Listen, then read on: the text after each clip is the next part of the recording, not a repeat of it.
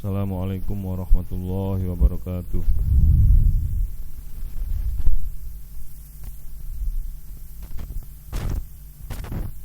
Bismillah, alhamdulillah. Assalatu wassalamu ala rasulillah Sayyidina wa maulana Muhammad ibn Abdillah wa ala alihi wa sahabatihi wa mawalahu wa la khawla wa la quwata illa billah. Amma ba'du.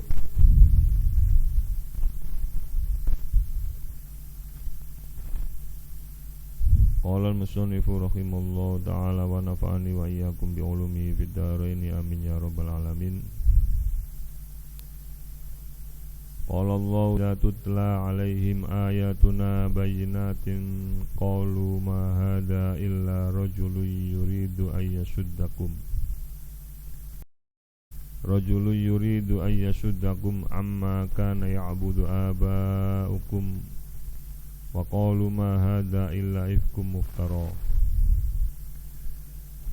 wa qala alladziina kafaru lil haqqi lamma ja'ahum in hadha illa sihrun mubin. Shadaqallahul azim. Ya, kasih. Wa sadaqa wa balagha rasulun nabiyul habibul karim wa nahnu ala dzalika minasy syahidin wasyakirin walhamdulillahi rabbil alamin. Alhamdulillah, hadirin jamaah sekalian, kita lanjutkan kembali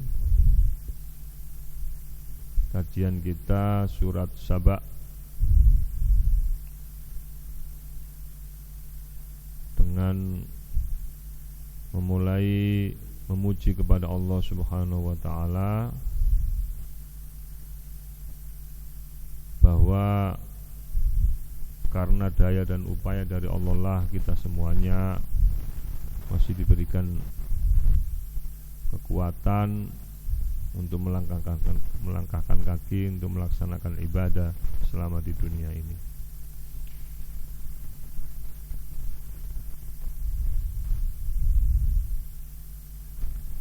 Pada kesempatan yang lalu kita telah bahas bahwasanya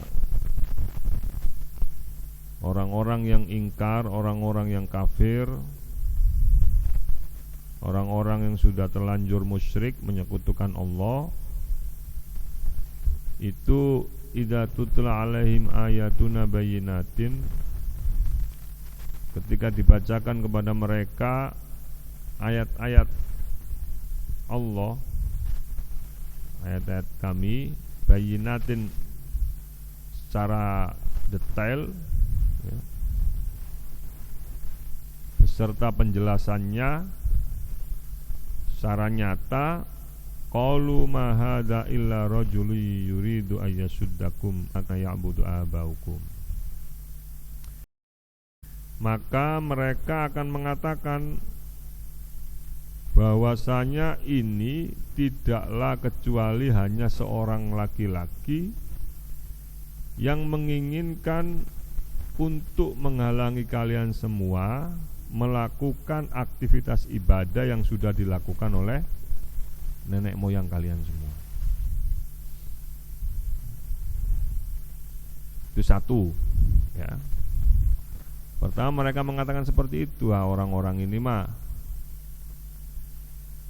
hanya kita ingin kita tidak melakukan sesuatu yang sudah dilakukan oleh nenek moyang kita, yang sudah menjadi tradisi. Sama enggak dengan orang-orang yang sekarang yang suka mengatakan tradisi itu ya kan baik ataupun tidak pernah dilakukan Nabi, bid'ah harus ditinggalkan. Sama. Padahal Allah menceritakan ini adalah untuk menggambarkan kepada baginda Rasulullah SAW bahwasanya kebiasaan orang-orang kafir itu akan mengatakan seperti itu. Kalau sudah dibacakan ayat-ayat Allah, maka mereka hanya mengatakan, ini mah orang yang cuma pengen kita nggak melakukan tradisi aja.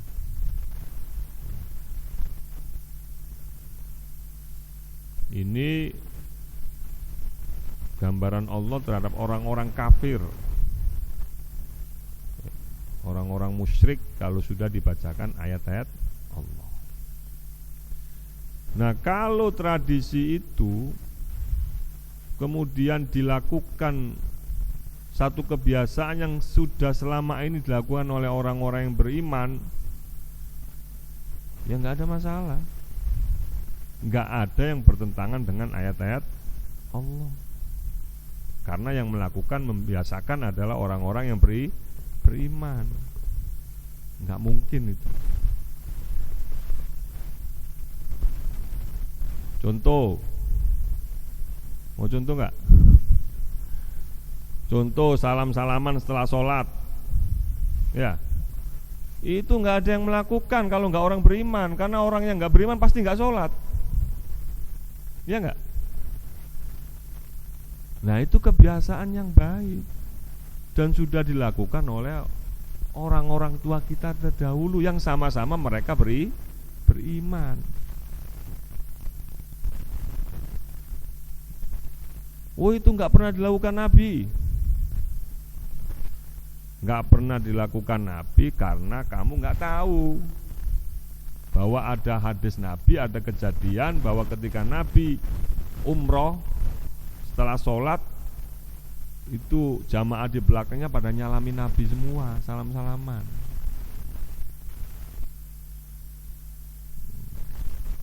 Kalau sudah tahu hadisnya kayak gini, mau nggak melakukan itu? Biasanya tetap nggak mau.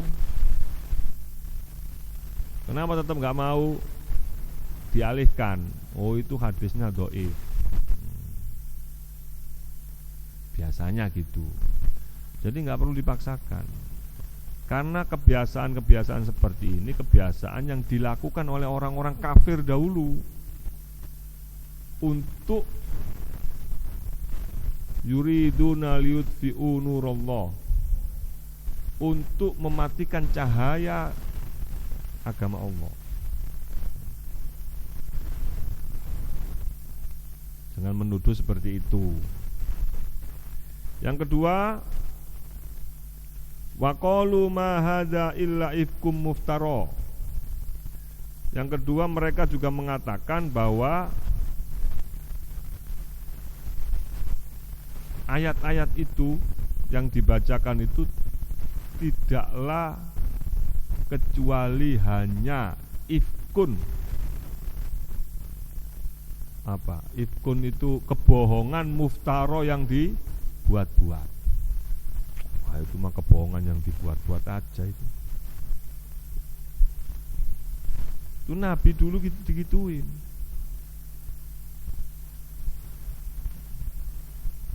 Ini satu kebohongan yang dibuat-buat aja ini. Bahwa menjadikan berhala sebagai wasilah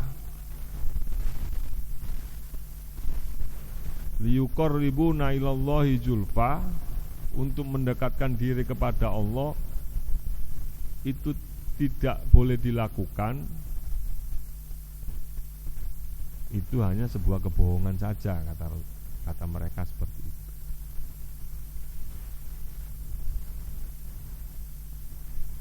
Ini dalam konteks tauhid masih.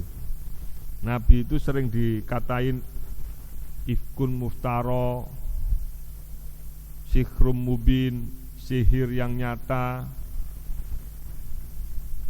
apa itu, majnun, gila. Itu ketika Nabi menyampaikan tentang tauhid. Tapi ketika Nabi menyampaikan tentang akidah dan akhlak, ya, tentang tauhid dan budi pekerti. Tapi ketika Nabi sudah menyampaikan hukum, itu nggak ada yang mereka mengatakan ini sihir atau tidak. Kenapa?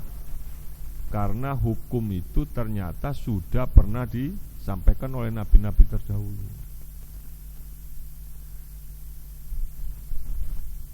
Dan Nabi waktu itu sudah berada di Madinah. Madinah yang dihadapi orang-orang yang berperadaban, berpendidikan, beragama. Di Mekah itu nggak ada agama. Di Mekah itu nggak ada agama. Yang ada adalah millata Ibrahima Hanifah. Mila itu bukan agama.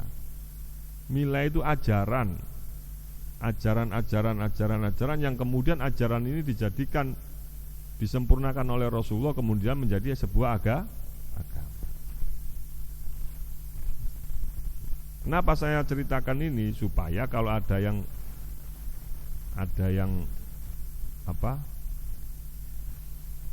melintir, tuh bener kan, berarti orang tua Nabi itu dulu kafir, musyrik. Kakek Nabi itu dulu musyrik, nenek moyang Nabi itu musyrik. Karena nggak ada agama. Karena agama yang benar itu agama yang dibawa oleh Rasulullah. Oh, jadi orang sebelum Nabi itu musyrik semua. Nah, kalau orang sebelum Nabi musyrik semua, Nabi Isa musyrik sebelum Nabi. Nah, ini pemahaman yang keliru. Kenapa keliru? Karena kebodohan, nggak mau belajar.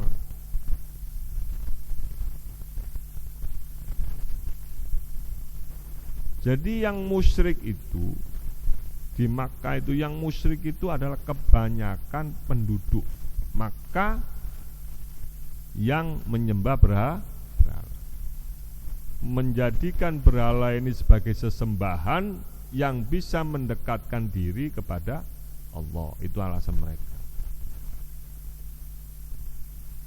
Nah, orang tua Nabi, kakek Nabi, buyut Nabi, cangga Nabi, sampai Adnan, sampai Nabi Ismail, nggak ada yang menyembah berhala. Mereka mengikuti millata Ibrahima Hanifah, mengikuti agama tanda kutip ajaran Nabi Ibrahim. Makanya ajaran Nabi Ibrahim itu diantaranya adalah sholatnya dalam sehari itu 2 kali, pagi sama sore, pagi 2 rakaat, sore 2 rakaat.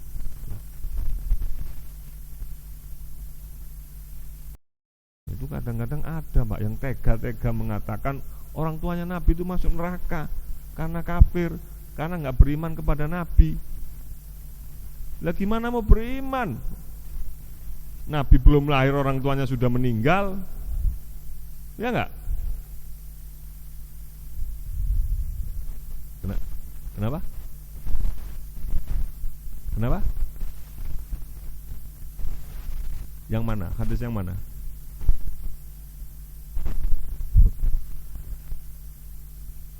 Hadis yang bahwa orang tua Nabi itu di neraka gitu.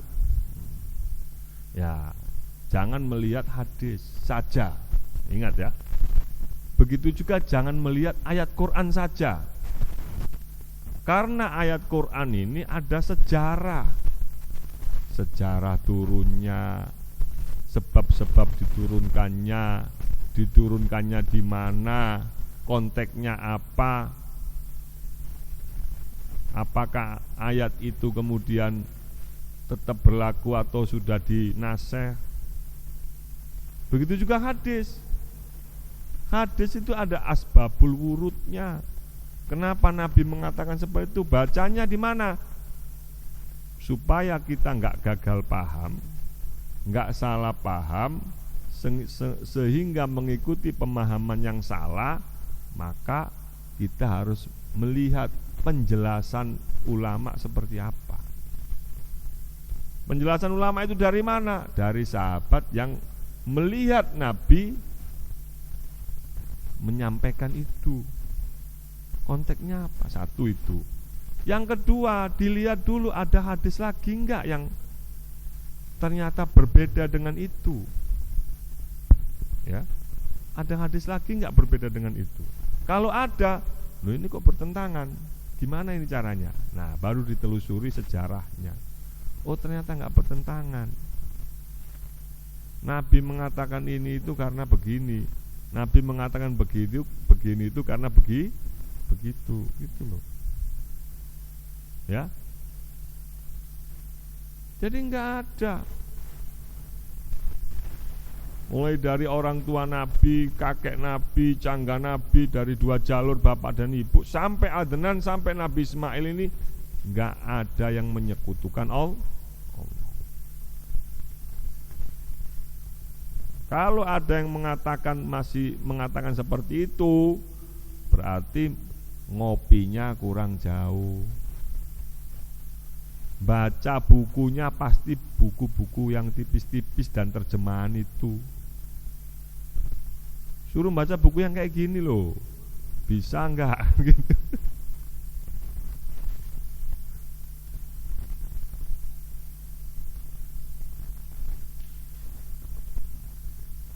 Ya, jadi harus gitu. Ya kalau bapak-bapak nggak usah mikir, nggak usah mikir-mikir amat kalau ada yang kayak gitu itu nggak usah lah. Yang penting sholat dikerjakan, sodako dilakukan, udah gitu aja. Yang mikir biar ulama, ya kan? Kalau bapak-bapak mikir sama-sama nggak ngerti mikir, berdebat, ya berantem jadinya. Kalau ulama itu berbeda pendapat, nggak ada yang berantem. Kenapa? Karena sama-sama ngerti. Oh, iya ya. Ini hujannya ini hujannya ini. Ya. Makanya kita juga jangan sampai terjebak kemudian mengatakan mahada illa ifkum muftaro. Wah, itu mah cuma gawe-gawean kebohongan yang dibuat-buat aja. Jangan sampai gitu. Hanya karena kita nggak mau belajar, ya kan? Karena kalau kita nggak mau belajar, kemudian ada orang yang sudah belajar menyampaikan ini dianggap itu kebohongan, kita dosa semua.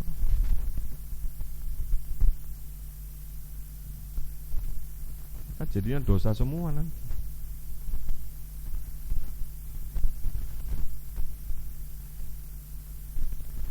Ya, ya, seperti itu. Imam Syafi'i itu mengatakan bahwasanya ini yang ringan-ringan ya, hukum ya. Apa? Kumur-kumur waktu wudu itu enggak wajib. Wajib enggak? Imam Ahmad mengatakan itu wajib. Beda enggak? Beda. Dan bedanya fatal. Kenapa? Karena kalau menurut Imam Ahmad kita enggak kumur-kumur, wudunya batal. Ya. Tapi menurut Imam Syafi'i wudunya enggak batal. Kalau menurut Imam Ahmad wudunya batal. Kalau wudunya batal, sholatnya juga batal. Tapi Imam Ahmad nggak pernah itu ngatain Imam Syafi'i kafir, sholatmu batal, gitu. Nggak pernah itu. Sementara Imam Ahmad itu muridnya Imam Syafi'i.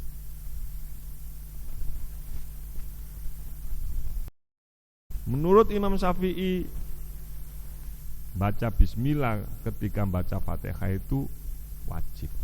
Karena bismillah termasuk ayat dari Al-Fatihah. Menurut Imam Malik, baca bismillah itu enggak wajib. Karena bismillah tidak termasuk ayat dari Al-Fatihah. Tapi enggak pernah tuh Imam kalau sholat, ya, ada imam nggak baca Fatihah, kita sholat nih, baca Fatihah nggak baca bismillah, menurut Imam Syafi'i sholatnya batal. Kenapa? Karena Fatihah termasuk rukun di dalam sholat. Ya enggak? Tapi nggak pernah tuh Imam Syafi'i ngatain Imam Malik sholatmu batal terus seumur hidup karena nggak pernah baca Fatihah. Kenapa? Karena bismillah nggak wajib menurut Imam Malik, nggak termasuk rukun, ya kan? Pak, berarti boleh. Kalau kita nggak boleh, karena kita nggak ngerti. Kita wajib mengikuti apa yang sudah diajarkan orang tua kita, oleh guru-guru kita, udah selesai. Nggak usah ikut-ikut perdebatan yang secara ilmiah seperti itu, karena itu akan menyebabkan kita bermusuhan. Kenapa bermusuhan? Karena kita bukan ulama. Kenapa kita bukan ulama? Karena kita bacanya baru cuma itu saja, ya kan?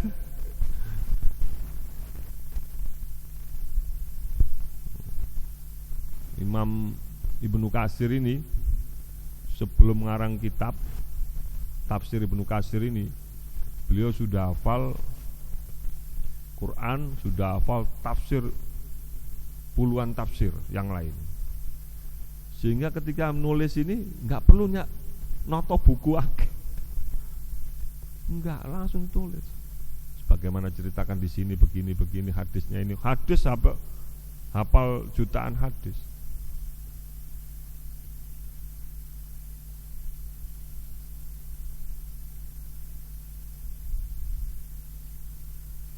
Nah kalau kita bukan ulama, kemudian eyel-eyelan, ya jadinya musuhan. Kenapa? Karena podo-podo nggak ngerti. Ya. Nah, sehingga kita menuduh saudara kita, menuduh mahada illa ifkum muftaro, kayak orang kafir dulu. Tidaklah itu semuanya kecuali hanya kebohongan yang dibuat-buat. Temennya si A ngasih tahu, saya lihat hadisnya begini. Yang si B bilang, oh saya nggak pernah baca hadis itu. Berarti apa? Dianggap bohong, dianggap membuat udah, kerjakan aja.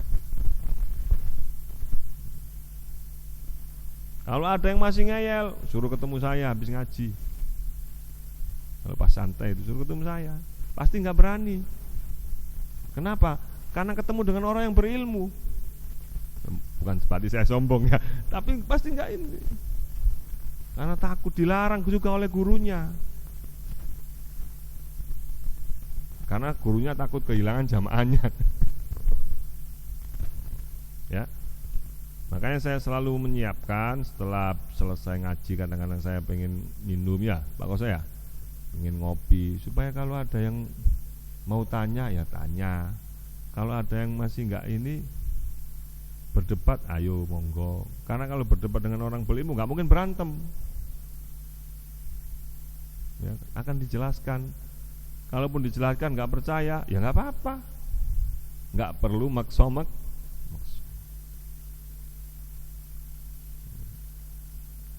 Karena ulama-ulama dulu kita itu harus belajar bagaimana mencontoh para ulama.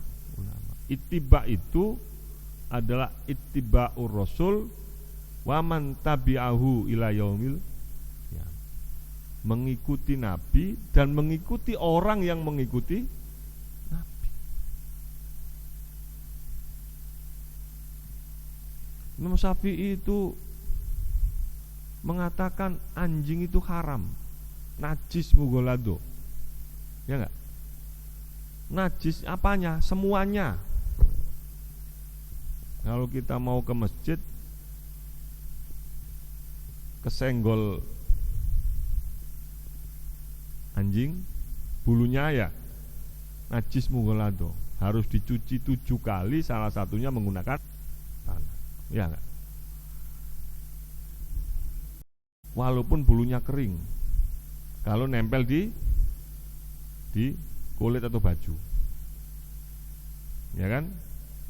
Nah kalau yakin itu keringnya sampai nggak nempel ya nggak apa-apa, tapi kalau nempel.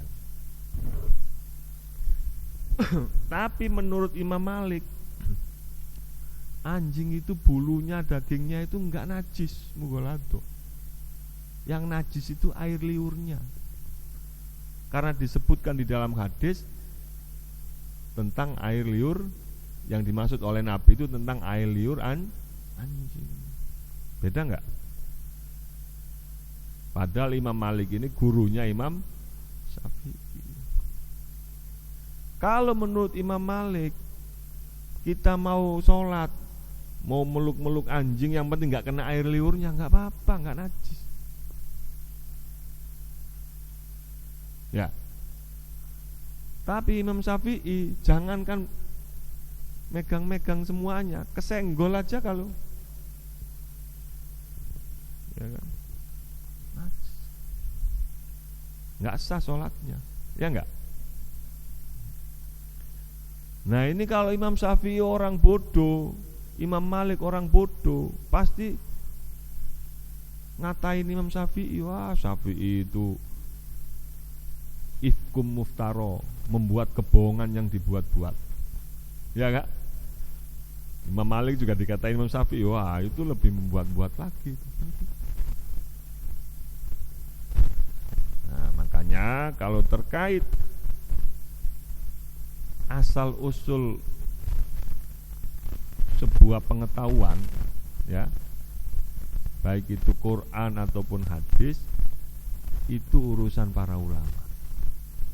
Kita sebagai orang awam ini cukup mengerjakan apa yang disampaikan oleh para. Boleh nggak tahu? Boleh. Untuk lebih memperdalam lagi boleh-boleh saja, tidak dilarang. Karena ini juga tradisi daripada pengikut Nabi Muhammad SAW.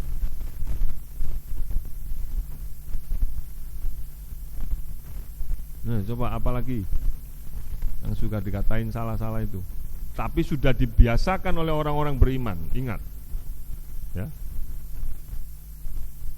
Selama yang membiasakan ini orang-orang yang beriman, orang-orang yang sholat 5 waktu, orang-orang yang puasa, ya, orang-orang yang bayar zakat, apalagi orang-orang yang sudah pernah melakukan umroh atau haji, pasti benar.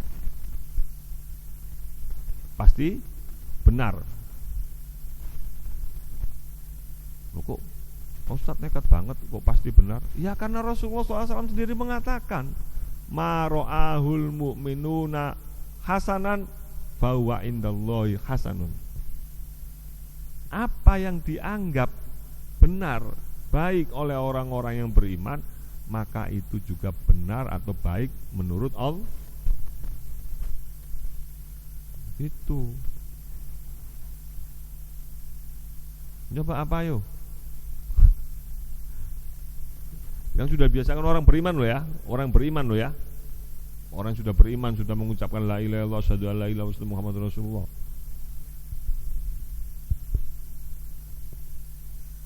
Makanya jangan ngikut-ngikut apa yang diceritakan oleh Allah ini terkait perilaku orang-orang kafir, yang kalau ditunjukkan ayat-ayat Allah, mereka bilang itu mah cuma ngikutin nenek moyangnya, itu mah cuma kebohongan yang dibuat-buat gitu. Ya.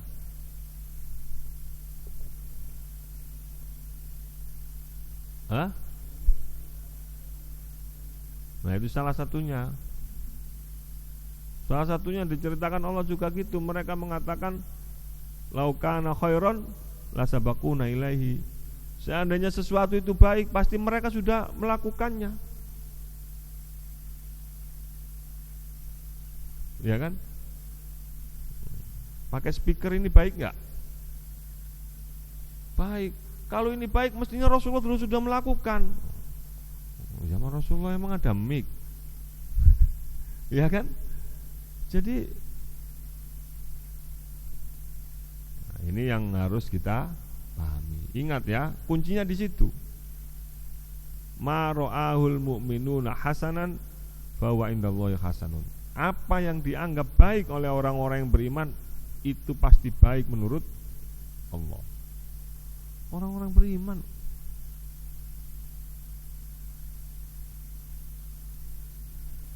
Hah?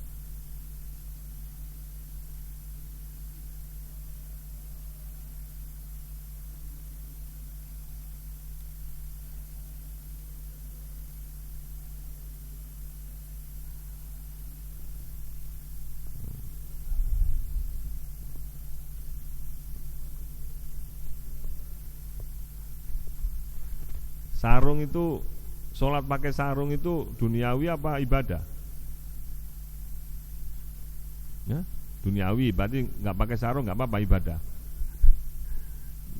Nggak nutupi aurat nggak apa-apa. Pakai celana duniawi apa ibadah itu? Nah, jadi contoh kayak rukuk seandainya, ya rukuk itu kan ibadah. Sujud kan ibadah. Kalau sujud kita seandainya tidak sama dengan sujudnya Nabi, sholat kita batal apa enggak? Hah? Ya enggak batal, karena kita enggak pernah lihat Nabi sujud. Yang memberikan contoh Nabi sujud siapa? Guru kita. Maka kita harus mengikuti apa yang dicontohkan oleh guru kita. Ya kan? Ya enggak? Para tabi'in itu enggak pernah lihat Nabi sujud. Tapi para tabi'in mendengar dari sahabat bahwa Rasulullah SAW mengatakan, "Shollu kama ra'aitumuni usolli." Sholatlah kamu seperti aku sholat. Maka para sahabat memberikan contoh sholatnya Nabi itu kayak gini. Ya enggak?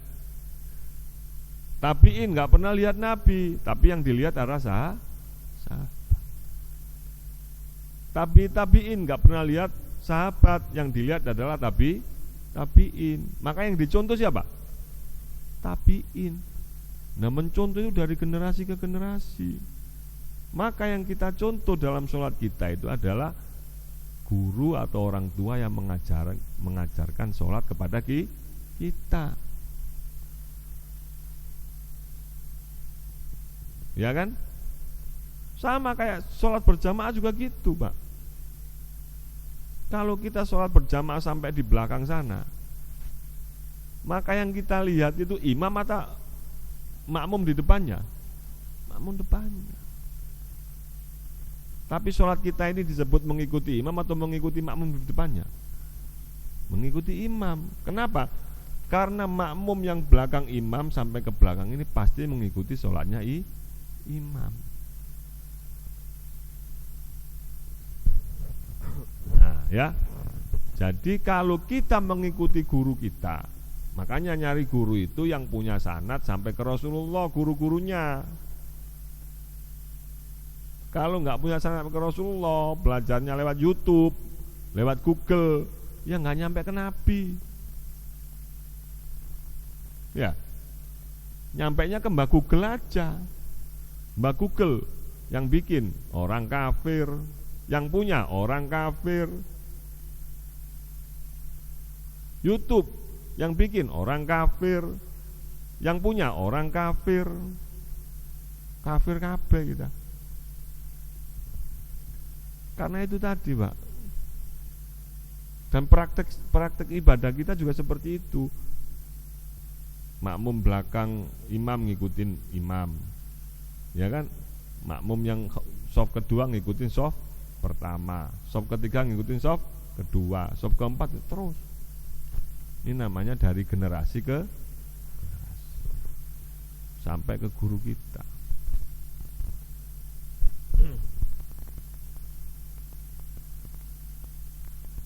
Nah, ciri-cirinya gimana ini baca ya. Tapi bukan berarti saya menyalahkan, ya kan? Kalau buat hanya sekedar pengetahuan nggak apa-apa. Ya. Sampai sekarang ciri-ciri guru yang bisa punya sanad sampai ke Rasulullah itu yang bisa baca kitab kuning. Ya. Kalau ustadz nggak bisa baca kitab kuning, udah suruh mondok lagi aja. Karena pasti nggak nyampe itu sangatnya. Kenapa? Kitab kuning itu istilah, bukan berarti kitab yang warnanya kuning, bukan. Kenapa? Karena kita itu yang kita kaji itu ulama-ulama yang dari generasi ke generasi. Kalau pakai kitab kuning, kalau pakai kitab Google nggak bakalan nyampe. Tapi sekali lagi, kalau hanya sekedar sebagai pengetahuan, kan tidak harus mempelajari agama itu kan dari masa lampau, tidak, ya kan? Tapi bagaimana kita contoh menyampaikan fatwa-fatwa daripada ulama-ulama yang baru, contoh kayak Syekh Kordowi seandainya, ya nggak apa-apa, sebagai pengetahuan aja.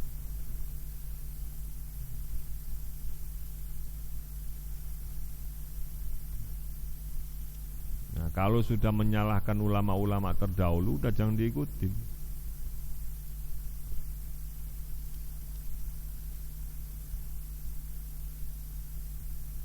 Karena kita nanti akan dituduh ifkun muftaro. Wah, itu mah buat-buat aja.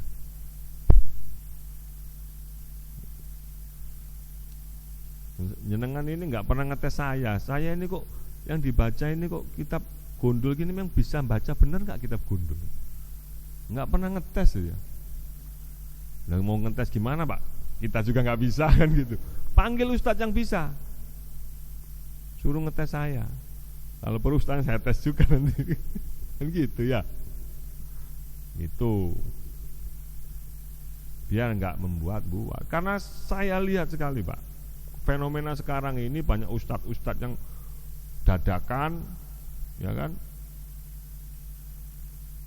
dari pesantren kilat, ngomongnya udah sok paling ngerti agama, yang membuat agama ini rusak malah, tatanan agama itu rusak. Baca ayat belepotan, apalnya cuma surat ini, ayat ini, tapi suruh baca belepotan, kan banyak yang kayak gitu. Coba tentang ini, surat ini, ayat sekian, banyak apal, tapi suruh baca itu belepotan. Kenapa? Karena yang dihafalin itu.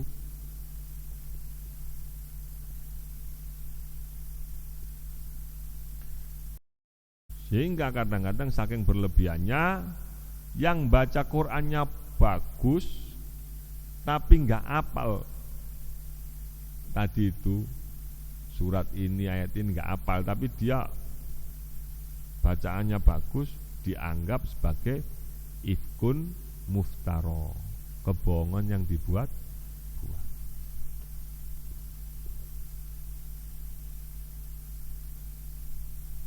Paham ya? Iya, semantuk-mantuk aja lah.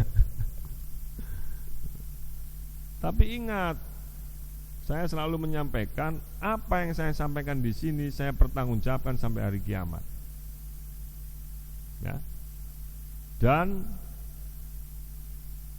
ketika dikerjakan, nanti kalau memang seandainya salah, jadi ketika Bapak mengerjakan apa yang saya sampaikan, kok kemudian di akhirat ternyata kata Allah itu salah, jangan mau masuk neraka, biar saya tanggung masuk nerakanya. Nah, ini bukti tanggung jawab saya sebagai guru. Bukan berarti saya sombong, bukan. Bukti tanggung jawab sebagai guru, dan saya pun menyampaikan ini karena saya dapat dari guru saya.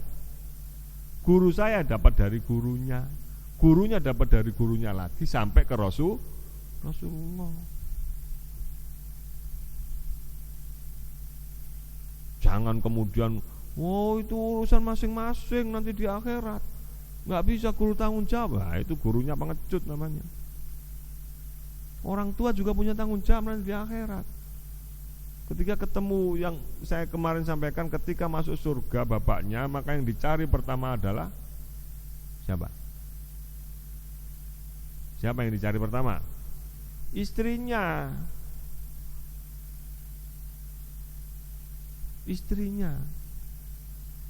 Ya enggak? Kenapa? Karena Allah itu selalu mengingatkan bahwa hum wa azwajuhum fi dilalin alal araiki muttaqiun. Mereka ini bersama istri-istrinya di surga. Ya. Masuk surga sama istri. Kalau sudah ketemu istri pasti matching anaknya itu. Anaknya di mana? Nah, kalau ditanya milih mana istri sama anak, milih anak gitu. Padahal anaknya itu nanti kawin sama orang atau dikawin orang pisah. Tapi kalau istri nemenin kita sampai mati. Bukan berarti kalau kita mati duluan ikut mati juga, bukan. Tapi ngurusin kita. Ngurusin kita. Ya. Dan istri kita di dunia adalah istri yang terbaik dan tercantik nanti di akhirat. Walaupun di dunianya belepotan gak karu-karuan. Udah keriput gak karu-karuan, nanti ketika masuk surga jadi cantik lagi.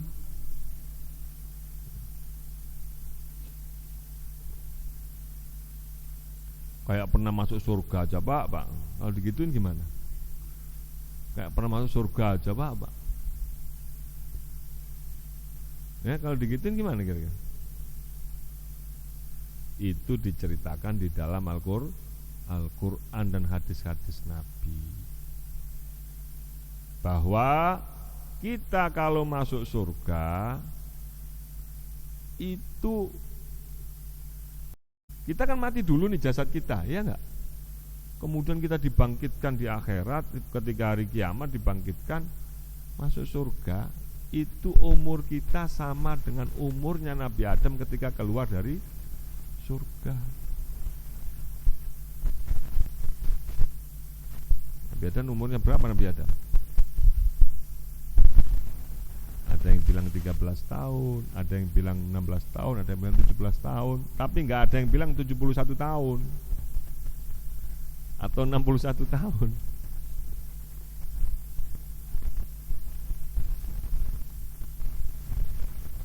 Adzan. Ya udah ya. Besok kita lanjutkan. Saya mohon izin enggak ikut sholat berjamaah Isya. Saya ada acara lagi ke Cibubur. Ya, karena janjiannya udah jam 7:30. Jadi mohon izin. Sekali lagi kita harus bisa melaksanakan apa yang sudah diajarkan oleh orang tua dan guru-guru kita. Udah itu. Selama kita mampu menjalankan itu, maka insya Allah kita akan dianggap sama seperti mengikuti baginda Rasulullah SAW. Dan mudah-mudahan Allah selalu mengiringinya dengan perlindungannya, dengan rahmatnya, dan juga dengan hidayah. Al-Fatihah.